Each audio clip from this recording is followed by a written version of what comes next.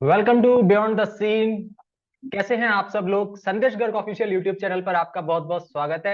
आज हम एक ऐसे गेस्ट के साथ बात करने जा रहे हैं जो ना सिर्फ एक गेस्ट है बल्कि मेरे बड़े भाई की तरह है। इन्होंने मेरी लाइफ में, मेरे करियर में मुझे काफी बार गाइड किया है और जब मुझे इनकी काफी जरूरत थी तब हमेशा मेरे साथ रहे हैं। इनकी पर्सनल लाइफ काफी इंस्पायरिंग है, आपको बहुत कुछ सीखने को मिलेगा। तो आज का पॉडकास्ट जितने भी व्यूअर्स देख रहे हैं उन सबसे मेरी रिक्वेस्ट है कि इसको लास्ट तक देखें और आप जो भी इस पॉडकास्ट से सीखते हैं वो मुझे कमेंट सेक्शन में जरूर बताएं। Welcome to the beyond the scene sir. हमारे साथ जुड़ चुके हैं Shailendra Singh Rupawat ji. Welcome sir. Thank you so much Sandeep ji. Thank you।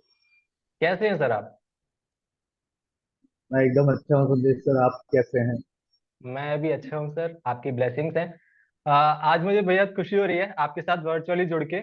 और चूंकि डिस्टेंस हमारे बीच इतना है वरना हम लाइव शो ही करते आपके साथ। और तो बियॉन्ड द सीन के एपिसोड में सर हम ऐसी कहानियों को लेकर आते हैं जो अपने आप में बहुत इंस्पायरिंग है और इस शो के माध्यम से लोगों को बताते हैं कि कैसे शून्य से शिखर तक पहुंचा जा सकता है। तो आपकी जो जर्नी है सर उसके बारे में डिस्कस करेंगे। बहुत सारी ढेर सारी बातें करनी है सर आपसे। लेकिन सबसे पहले मैं आपसे यहीं से शुरुआत करूंगा कि आप अपने अर्ली लाइफ के बारे में थोड़ा सा बताइए सर। कैसे आपकी जर्नी स्टार्ट हुई, कहाँ से? देखिए, मैं एक बहुत ही मिडिल क्लास फैमिली में पैदा हुआ और उज्जैन में मेरा जन्म हुआ था 1977 में। तो मेरी पैदाइश उज्जैन में ही हुई थी, लेकिन क्योंकि मेरे फादर एक बैंक ऑफिसर रहे, तो उनका ट्रांसफरेबल जॉब था, तो मेरी एजुकेशन अलग अलग शहरों में हुई। मेरी जो एलिमेंट्री एजुकेशन है वो उज्जैन में हुई थी, लेकिन उसके बाद मेरे फादर का भोपाल ट्रांसफर हो गया था।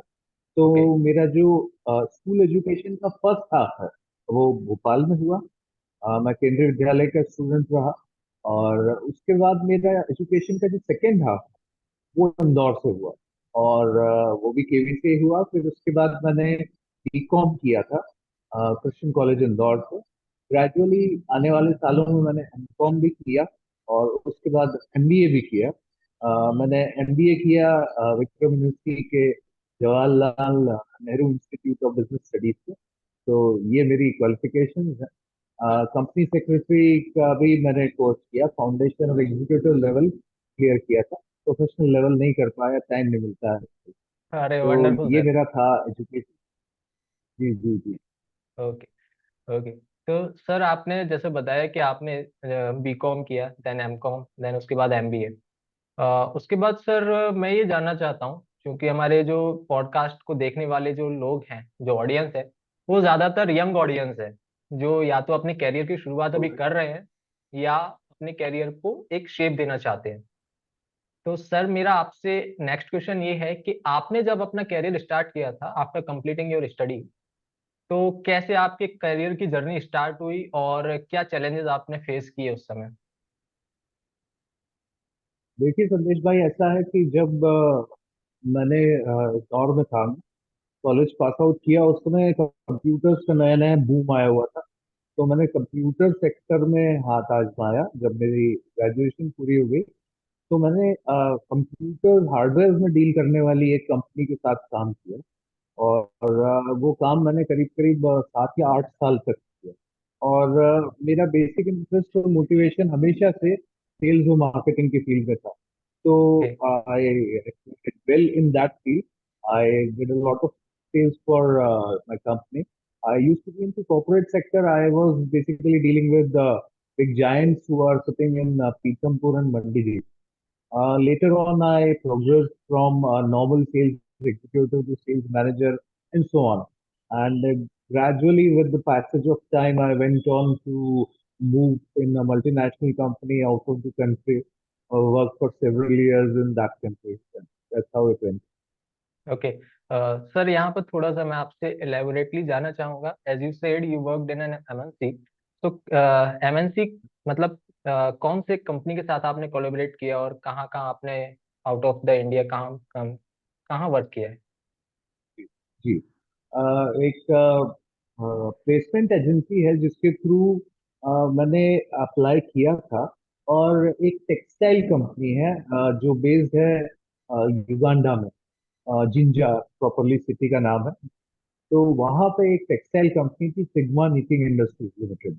तो उसमें मेरा सिलेक्शन हुआ था एज अ सेल्स मैनेजर। तो ओके। मैं वहां पे मूव करके गया था युगांडा में। और युगांडा की कैपिटल है कंपाला। राइट। तो जब मैं टेक्सटाइल्स के लिए सेल्स और मार्केटिंग का काम किया करता था, तो मेरा अक्सर बड़े कॉर्पोरेट्स में जाना हुआ करता था। तो वहां पर सैमसंग इंडस्ट्रीज जो थी, उसका ऑफिस था। और वहाँ के जो managing director Samsung east Africa के, मिस्टर क्यूम टू किम, के एस किम, हम लोग उनको मिस्टर किम ही कहते थे। तो उनसे मेरा अक्सर इंटरेक्शन हुआ करता था। हम लोग उनको यूनिफॉर्म्स और वो सप्लाई किया करते। उसका बड़ा कॉन्ट्रैक्ट मैंने उनसे लिया था। Later on, he offered me a job that why don't you come and join us? Sing. He used to call me Sing. So this is how it went. Later on, I had some issues with my textile company, so I left the job and joined Samsung, where I served as a country sales manager for Uganda for 1.5 years. And later on, I was taken into East Africa region. So East Africa as in उसमें 5 countries आती हैं। उसमें Uganda है, Kenya है, Tanzania है, Rwanda और Burundi. ये पांच ओके। कंट्रीज को मैं हेड करता था।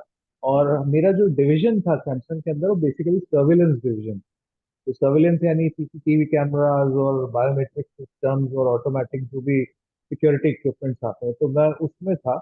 और बेसिकली मेरा काम वही सेल्स और मार्केटिंग। जी।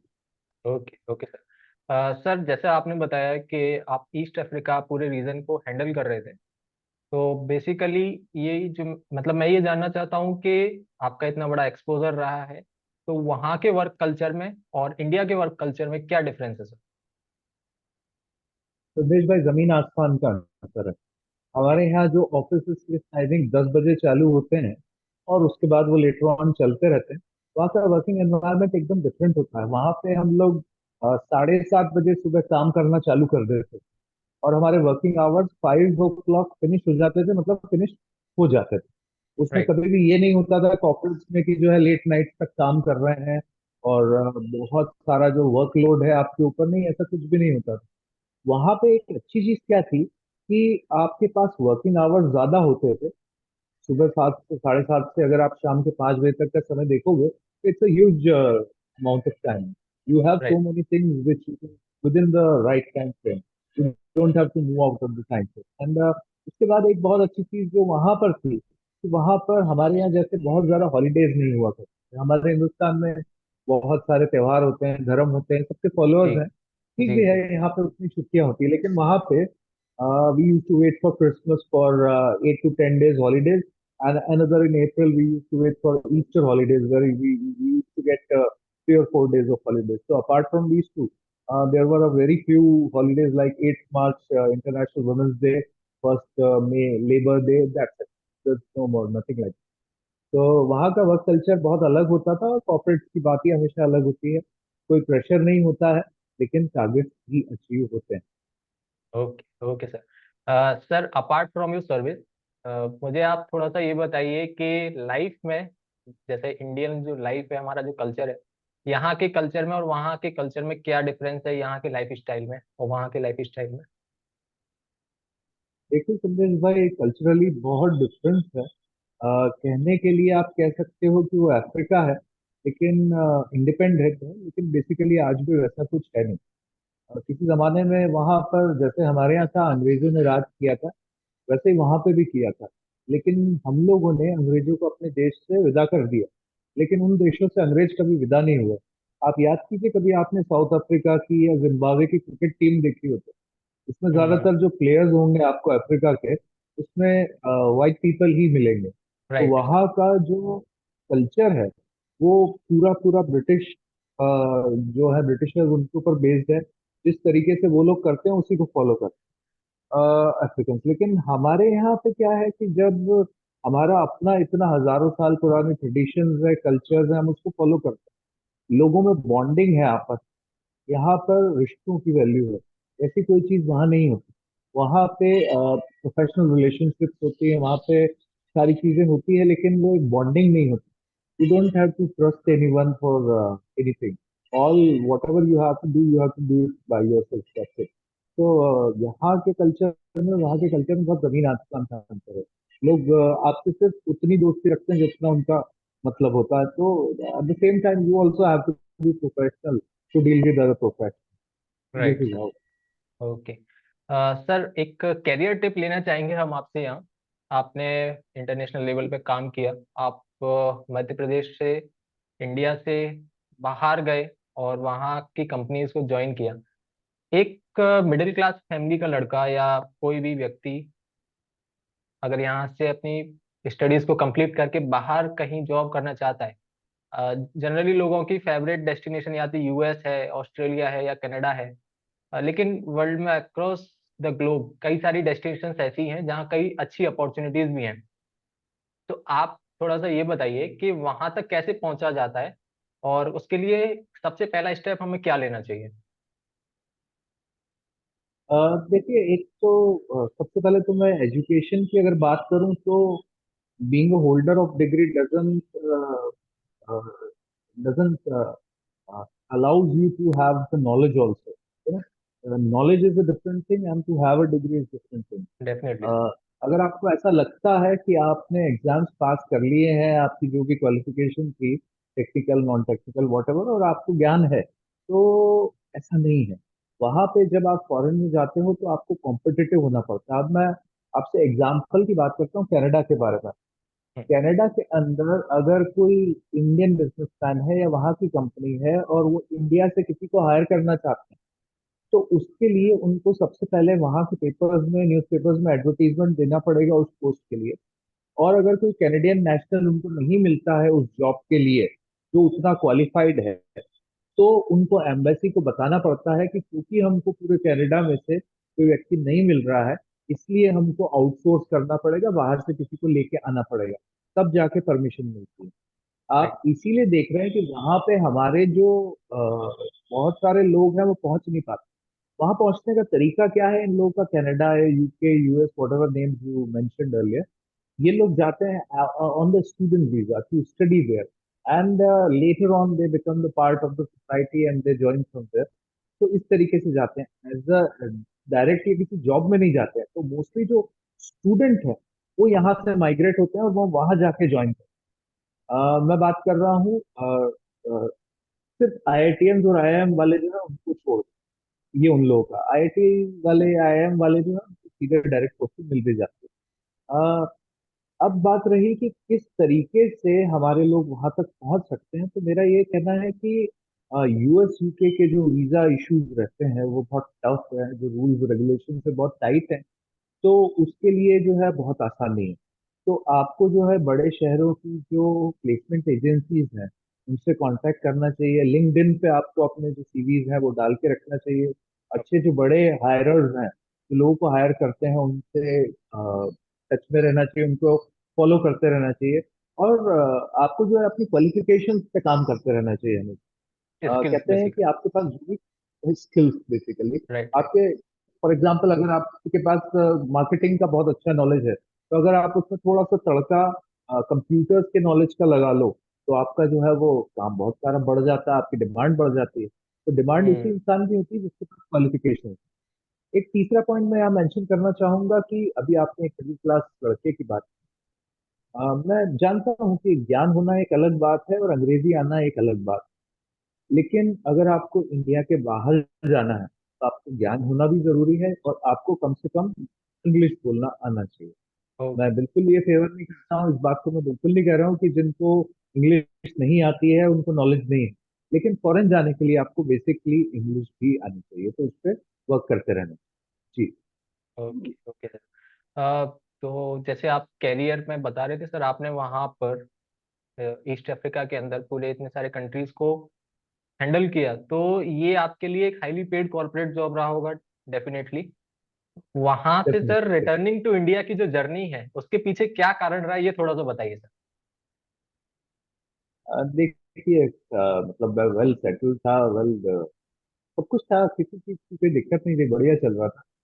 लेकिन हमारे जो रिलेशनशिप्स हैं, हमारी जो फैमिली बॉन्डिंग्स हैं, कई बार ये हमारे लिए जो है वो आगे जाने का रास्ता भी खोलती हैं और कभी कभी ये हमें वापस भी खींच लेती है। तो मैं चाह रहा था कि मेरे पेरेंट्स वहाँ शिफ्ट हों, बट ऐसा पॉसिबल नहीं था, वो नहीं अपने रूट्स छोड़ना चाहते। तो ऐसे में हम में से किसी एक को सेक्रीफाइस करना था, तो मैंने अपने उस जॉब को सेक्रीफाइस किया और मैं इंडिया वापस आ गया। That's how I came back.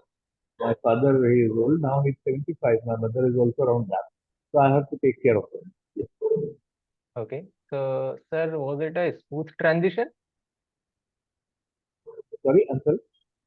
Smoothly हुआ ये जो आप ईस्ट अफ्रीका से अफ्रीका से यहाँ पर इंडिया आए, और उसके बाद फिर सर कैरियर कैसे आगे बढ़ा? स्मूथ था ट्रांजिशन, उसमें कोई प्रॉब्लम नहीं थी। मतलब मैंने अपने बॉस से बात की, तो मेरी बात को समझे। आज भी उनके ऑफर्स हैं, खुले ऑफर्स हैं कि जब मैं आना चाहूँ। लेकिन अब तो खैर उतना वो नहीं कर पाऊंगा मैं, क्योंकि अब फैमिली भी बड़ी हो गई है, अब बच्चे छोटे थे, आसान था। यहाँ पर जब मैं आया तो नए सिरे से मुझे सब कुछ एस्टेब्लिश करना था।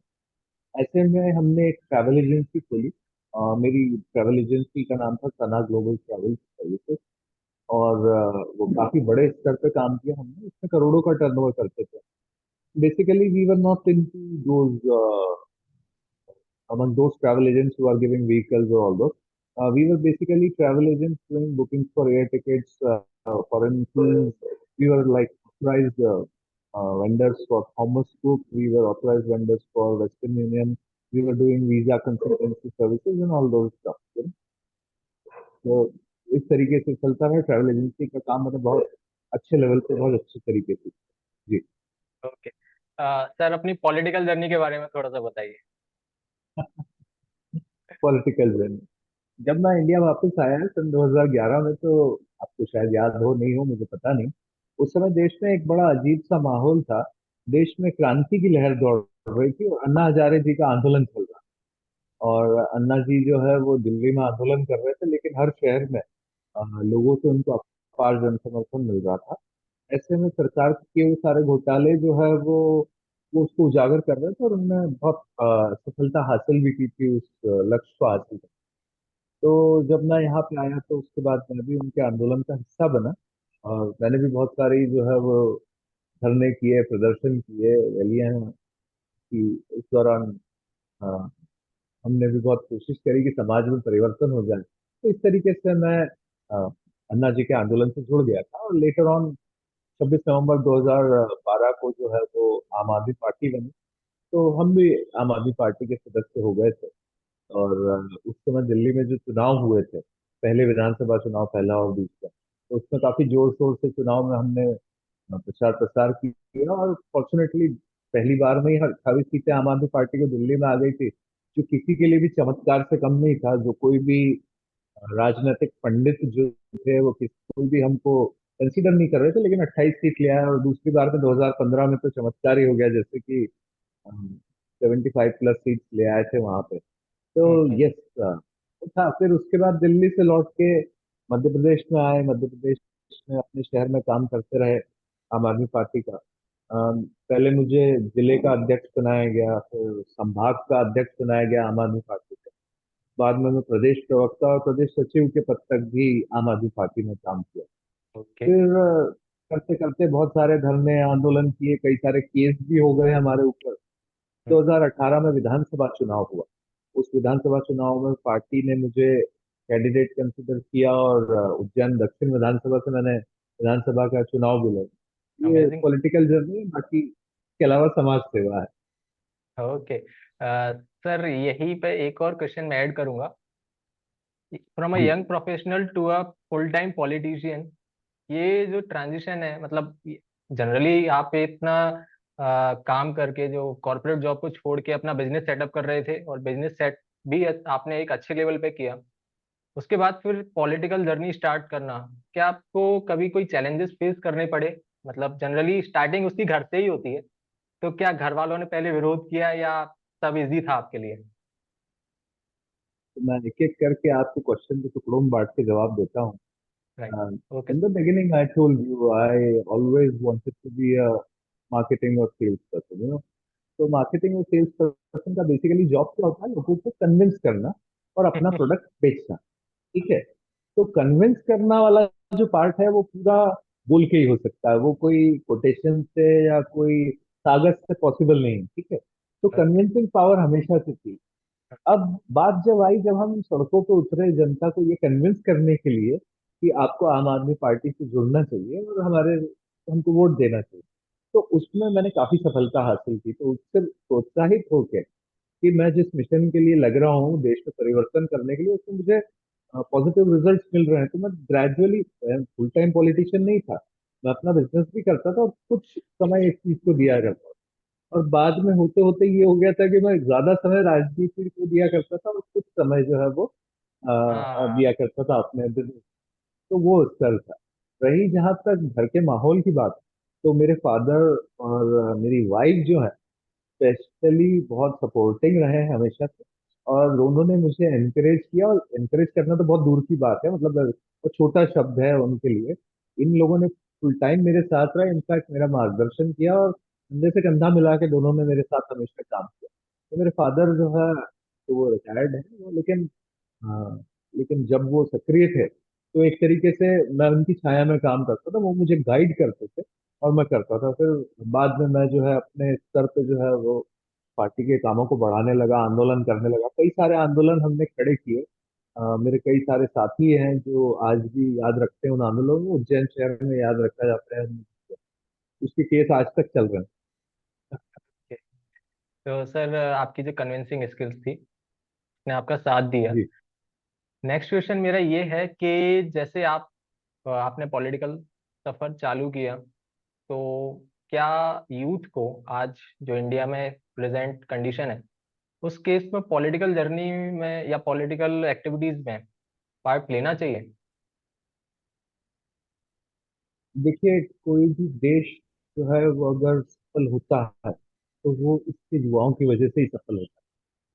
राजनीति की तरफ युवाओं का जो रुझान नहीं है, उसका कारण जो है वो यही है कि आज के युवा जो है वो रोजी रोटी की लड़ाई लड़ते हैं। जब वो ग्रेजुएट हो जाते हैं, पढ़ लिख जाते हैं, जब उनमें सोचने समझने का एक स्तर आ जाता है, तब तक पता चलता है कि वो रोजी रोटी की रेस में लग गए हैं और अब वो राजनीति में नहीं जाते। क्योंकि राजनीति में हमारे यहाँ पे कोई इमीडिएट रेमुनरेशन नहीं मिलता है कि आपको जो है वो आप कुछ हम्म। बन गए तो आपको उसके पैसे मिले। यहाँ पे मोस्टली राजनीति में आज तक जो है, जब देश आजाद हुआ तब की अलग बात थी कि देशभक्त लोग वो होते थे राजनीति में, लेकिन आज की तारीख में राजनीति भ्रष्टाचार का अड्डा बन चुकी है। कोई भी नहीं चाहता कि कोई ईमानदार आदमी इसमें आए या कोई यंगस्टर आए। तो हम्म। ऐसे समय में आज की तारीख में लाजमी है कि युवाओं का राजनीति की तरफ कोई रुझान नहीं। लेकिन अपने घर में बैठ के अखबार पढ़ के और टीवी देख के सिस्टम को गाली देने का भी उनको कोई अधिकार नहीं है, जो ये कहते हैं कि राजनीति में युवाओं को नहीं जाना। नहीं जानते। तो अगर आप राजनीति में नहीं जा रहे हैं, अगर आप इस देश को बदलने के लिए मेहनत नहीं कर रहे हैं, तो आपको इस देश को गाली देने का कोई अधिकार नहीं है, या कि सिस्टम को आपको कहने का अधिकार नहीं है। अगर आपको अधिकार चाहिए तो आगे बढ़ो, उठो, संघर्ष करो। ओके। सीधी सी बात हम्म। सर पॉलिटिकल जर्नी के बारे में हमने आपसे बहुत सारी चीजें समझी हैं। इसके बाद का थोड़ा सा पार्ट मुझे है। बताइए कि करंट सिचुएशन में, करंट सिनेरियो में आप कहाँ पर अपनी सर्विसेज दे रहे हैं और किस तरीके से लोगों की लाइफ में चेंज लेकर आ रहे हैं सर? देखिए, मैं एक्चुअली एजुकेशन सेक्टर में बिलोंग करता हूँ। दिल्ली के उप मुख्यमंत्री थे मनीष सिसोदिया, जिनको father of modern education revolution भी कह सकते हो आप आज की तारीख में दिल्ली का। हम्म। मैं उनसे बहुत इंस्पायर्ड था। तो मैंने भी एजुकेशन सिस्टम में काम करना चालू किया था, और काफी समय तक मैंने पढ़ाया। तो बेसिकली 2016-17 के आसपास मैंने पढ़ाना शुरू कर दिया था। 2018 का जो विधानसभा चुनाव जिसका मैंने आपको बताया कि मैंने वो किया था, उसके बाद मैं थोड़ा सा ज्यादा फोकस हो गया था एजुकेशन के ऊपर। क्योंकि जो सफलता मैं एक्सपेक्ट कर रहा था मुझे राजनीति में मिलेगी, एक मंच मिलेगा जहां से मैं सच्चाई के लिए अपनी आवाज बुलंद कर पाऊंगा, वो मिला नहीं।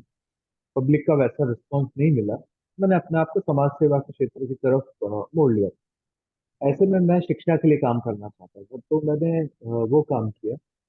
उसमें कई सारे ऐसे काम मैंने किए जो अभी तक यहाँ पर होते नहीं थे। मैंने गरीबों के लिए शिक्षा की व्यवस्था करी। कुछ अच्छे ऐसे जो विद्यार्थी मेधावी थे उनके लिए अलग से क्लासेस चालू की जो आज भी कंटिन्यू है, मैं पढ़ाता हूँ। तो ये चल रहा है। बाकी मेरा जो ट्रैवल एजेंसी का बिजनेस था, क्योंकि मैंने 2020-21 में जब कोविड आया उसके बाद मुझे बंद करना पड़ा, क्योंकि कारण ये था कि उस समय लोग ट्रैवल से घबरा गए। ना हम्म। एरोप्लेन के टिकट ना होटल बुकिंग होती थी। लोग एक तरीके से 1-1.5 साल के लिए कैद होके रह गए थे अपनी जगहों पे। तो वो इस समय ट्रैवल एजेंसी का प्रोफेशन बहुत प्रॉफिटेबल नहीं रह गया था। ऊपर से आजकल सब ऑनलाइन होता है, तो सब लोग सक्षम है अपना काम करने। तो फिर मैंने फुल टाइम अपने आप को एजुकेशन सेक्टर में डाइवर्ट कर लिया, और मैंने एक सीबीएसई स्कूल है, यहाँ का बहुत रेप्यूटेड स्कूल है, उसमें मैं head of the department commerce हूँ। तो मैं वहाँ पे पढ़ाता हूँ। इसके अलावा अपने बचे हुए समय में मैं समाज सेवा के काम भी करता हूँ, और जो जरूरी काम है मैं उनको भी पूरा करता हूँ। I am doing good, I guess. जी। Okay, alright sir. Sir, last question मेरा आपसे ये है कि आप चूंकि कॉमर्स के फील्ड से आपने पढ़ाई भी की है और करेंटली आप कॉमर्स के बच्चों को गाइड भी कर रहे हैं as a head of department, तो मुझे ये बताइए सर कि अभी जो प्रेजेंट कंडीशन है, सब या तो इंजीनियर बनना चाहते हैं या डॉक्टर बनना चाहते हैं। बहुत ही कम लोग ऐसे हैं, मतलब एक जो ट्रेंड जो चल रहा है कि कॉमर्स की तरफ नहीं जाना या आर्ट्स की तरफ नहीं जाना है, उसके बारे में आपका क्या कहना है, आप क्या सोचते हैं सर? मैं आपको दो डेटा की तरफ ध्यान दिलाना चाहता हूँ।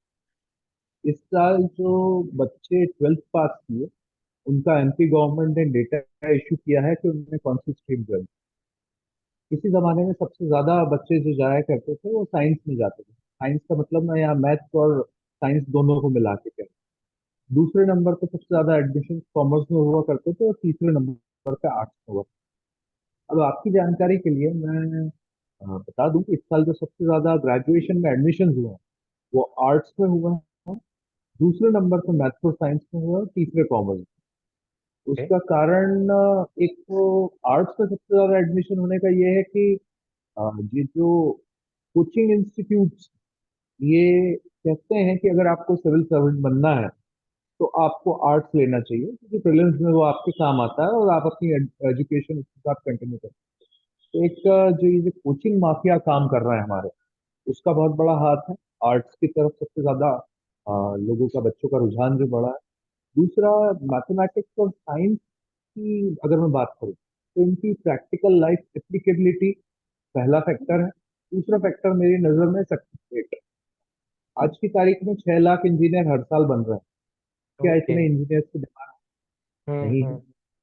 क्या जो लोग डॉक्टर नहीं बन पाते, या जो लोग मेडिकल फील्ड में या फिर कोई बड़ा काम नहीं कर पाते, अगर उनने साइंस लिया है, क्या उनके लिए कोई जॉब अपॉर्चुनिटीज हैं या बिजनेस अपॉर्चुनिटीज? नहीं। वही कॉमर्स एक अकेली ऐसी फील्ड है कि जिसका सबसे ज्यादा वाइड स्प्रेड वो है डिमांड। होराइजन पड़ा। अगर कोई कल भी है तो हम्म उसके यहाँ भी फाइनेंस डिपार्टमेंट। अगर हम्म कोई इंडस्ट्री है तो उनका भी फाइनेंस डिपार्टमेंट। अगर कोई सिविल सर्वेंट है तो उनके यहाँ भी आपको पता चलेगा फाइनेंस डिपार्टमेंट है सरकारी नौकरी में, जिसके लिए अलग से क्वालिफाइड लोग होते हैं। तो कॉमर्स का स्कोप सबसे ज्यादा वाइड है। लेकिन पता नहीं क्यों मुझे लगता नहीं कि इसको हमारी सरकारें बहुत ज्यादा प्रमोट करती हैं। तो इस बारे में मैंने सीबीएसई की जो इस साल मैगजीन वो हो रही है, पब्लिश हो रही है, उसके लिए मैंने आर्टिकल दिया भी है, तो छपेगा इस बार, जिसमें मैंने कहा है कि इसको पार्ट ऑफ आपकी जो मिडिल क्लास की एजुकेशन है उसमें लिया जाए। देखो, 7th 8th क्लास से हमारे यहाँ के सिलेबस के अंदर आप संविधान क्या होता है वो पढ़ना चालू कर देते हो। आप ये पढ़ना चालू कर देते हो कि किस तरीके से हमारे यहाँ पे रेस्पिरेटरी सिस्टम होता है, डाइजेस्टिव सिस्टम होता है, किस हम्म तरीके से अलजेब्रा काम करता है, ज्योमेट्री काम करती है। तो क्यों नहीं इसी तरीके से 7th 8th 9th लेवल पे आप फाइनेंशियल वो जो ट्रेनिंग है वो बच्चों को देना चालू करो। आप बच्चों को बताओ कि इंश्योरेंस क्या होता है। आप बच्चों को बताओ कि शेयर स्टॉक मार्केट क्या होता है। क्यों नहीं आप थोड़ा थोड़ा उनको उस चीज की तरफ एजुकेट करो। अभी बच्चा जब 10th क्लास के बाद पास होकर कॉमर्स का शब्द सुनता है, उसको एक्चुअली पता ही नहीं होता कि वो कॉमर्स में होता क्या। कहीं से कहीं तक कोई जिक्र नहीं है। इस मामले में मैंने सीबीएसई को लिखा भी है, और कई सारे लोगों से बात होती है।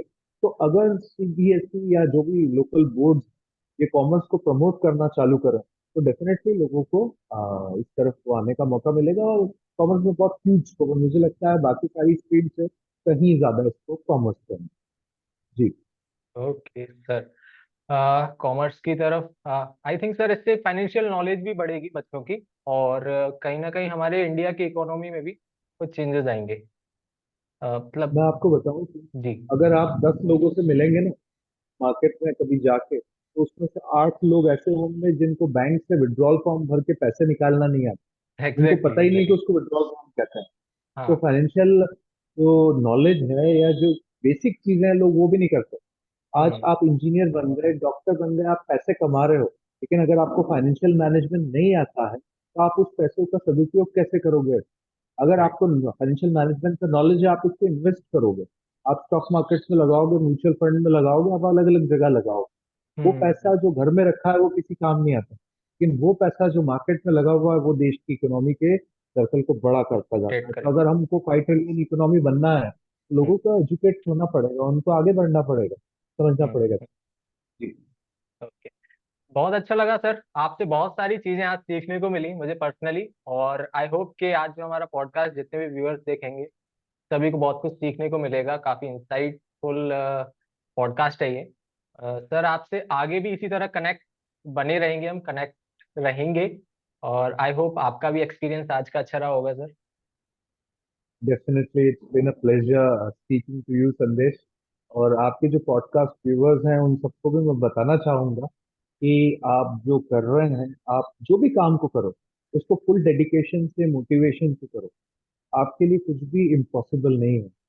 मैं अपने आप को कंसिडर करूं कि मैं कहाँ था और कहाँ से मैंने कितनी सारी जर्नी की, कितना कुछ देखा है, तो डेफिनेटली आपके लिए आसमान खुला है। अपनी एजुकेशन अच्छे से करो और उसके बाद सक्सेस ही सक्सेस है आपके लिए, अगर आप मेहनती हो। Thank you okay. So much. Thank okay, thank you sir.